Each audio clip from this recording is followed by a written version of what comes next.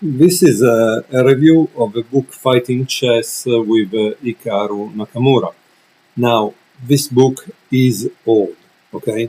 It's not a new book printed in 2024. This was printed in 2012, okay? 2012, imagine that.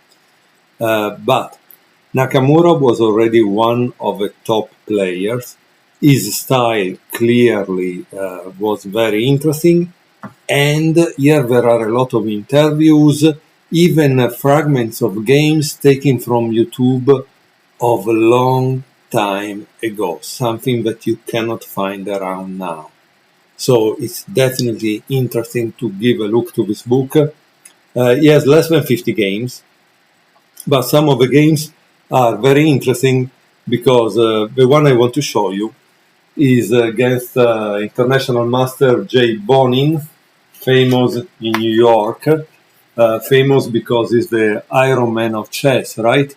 And here Nakamura was just 10 years old. 10 years old, and he beats Bonin, that is really a strong and creative chess player. I think I have one of his books. I'm very pleased with that book because in that book he shows really beautiful chess games. So this game was played in New York in 1997. Nakamura was white, 10 years old, and Bonin was 42 years old in that time. Okay, we were all young in 1997. Nakamura opens with e4, e6, d4, d5, e5, c5, c3, queen b6. Notice that in the book there are really a lot of interesting games played with top players of today that in that time they were very young, or players of previous historical period, so it's worth just for that. I don't think, maybe you will not find it new, this game, this book, you will have to buy it second-hand, but it's worth it. I think it's worth it to have it, especially because we never know about the future, right? Knight f3, bishop d7, trying to get rid of that bishop, or activate. Bishop e2, bishop b5, c4. Very interesting this move. This shows that Bonin is really a great player, okay? c4, bishop takes c4, bishop takes c4, d takes c4. And d5, beautiful move, breaking through the center. E takes d5, queen takes d5, knight e7, queen takes c4, queen a6, knight f3, queen takes c4, knight takes c4, and knight f5.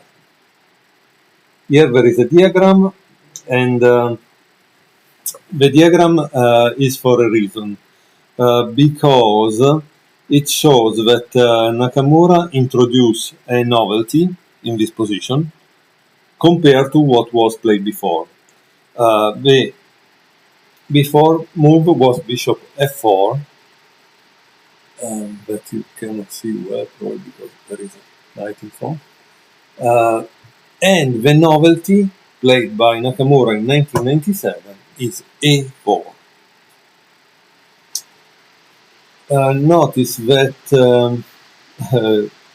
the book is good also for one reason, because the previous one, bishop f4, quotes a game between Vera Mantri and Bonin played in Philadelphia 1992. Vera Mantri is Nakamura's stepfather, a FIDE master, also his coach, I believe, in that time, for sure. And so the fact that the authors have gone to the trouble of finding this game show that they did their homework for us.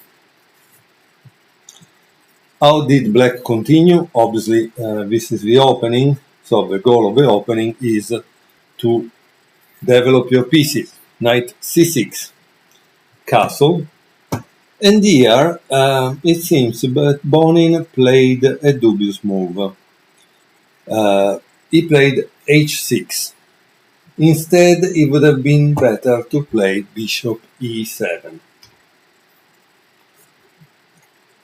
But Nakamura returned the favor, and he also played a dubious move. With what? Bishop e3. Instead, in this case, it seems this would have been better, rook d1. Okay? Now, I don't give you the variations or the entire game that was given upon move 14, because when you will have a book, you can watch it for yourself. Otherwise, the video becomes too long and maybe becomes also a little boring. How do you think black continues now? Obviously, castle. Which is interesting because obviously is castling on a semi-open file.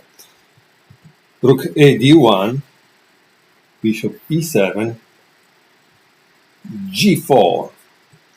This could be one of those games that you can keep in your collection of g4, g5 push, because it came out that there is a book about only the g4 push, so it's very interesting. Knight fd4, and here there was an alternative for black, which obviously was to take on d1. And it gives the line, okay? Bishop takes d4, c takes d4, knight f d2, and h5. Now, there is a diagram here, which means you have to take your time and think what you would play if you were white, okay? If you were white like Nakamura. Nakamura made a mistake. It seems that he played g takes h5, and this is not the right move. But again, Nakamura was 10 years old at this point. Instead, it seems it's more correct to play knight e4, because it's a move that is more active. So this is interesting. And here it gives a line which shows why Nakamura should have played knight e4. So g takes h5, rook takes h5, and f4. Now there is another diagram here. So you are black. Try to find out how you would continue as black. Bonin continued with f6, but it seems that the correct plan could have been g5. Okay, so keep in mind this possibility. And after f6, white continues with knight f3, g5, e takes f6, bishop takes f6, f takes g5, bishop takes g5, knight takes g5, rook takes g5, king h1, d3. Now, it's kind of interesting, I think, because if you just watch this position like this, you think, wow, black has a very fast and advanced pawn. On the other hand, also white has one, okay? And to be too advanced maybe could be a problem, because it can be attacked better and supported less. But okay, let's see how it continues. This is a very interesting game. b3, knight e5, and here there is another little mistake by Nakamura, which is knight b2. This retreat is passive, is too passive. And there is a rook ending that should have been played after rook f4, which makes it tenable, okay?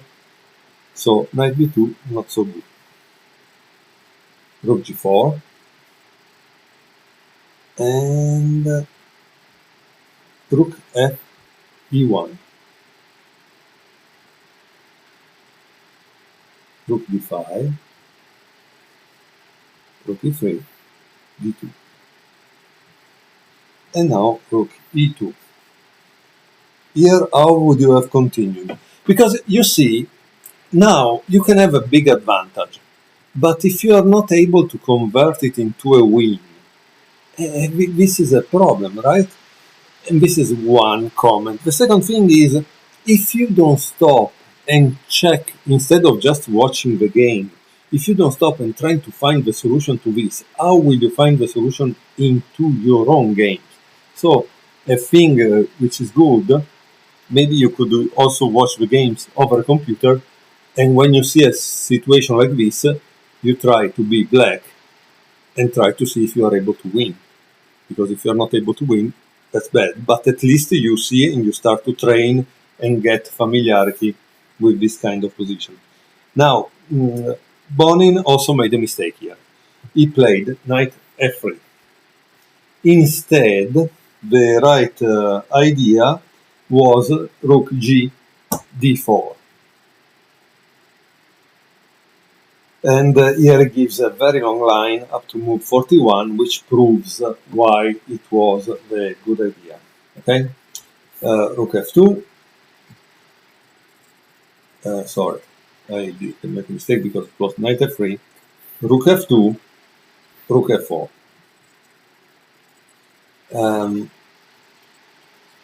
And here it shows that also rook f5 doesn't really work out, probably. In any case, rook f4, knight c4, rook d3, knight takes d2. And here, in a very, very big time trouble, it seems, black blunder. But this is a reality of chess. The time is a factor, right? So what should you have played here if you were black? Try to guess it. If you don't want to guess it, I will tell you. Rook d4 is the wrong move that was played in the game. Instead, the correct move was king d7.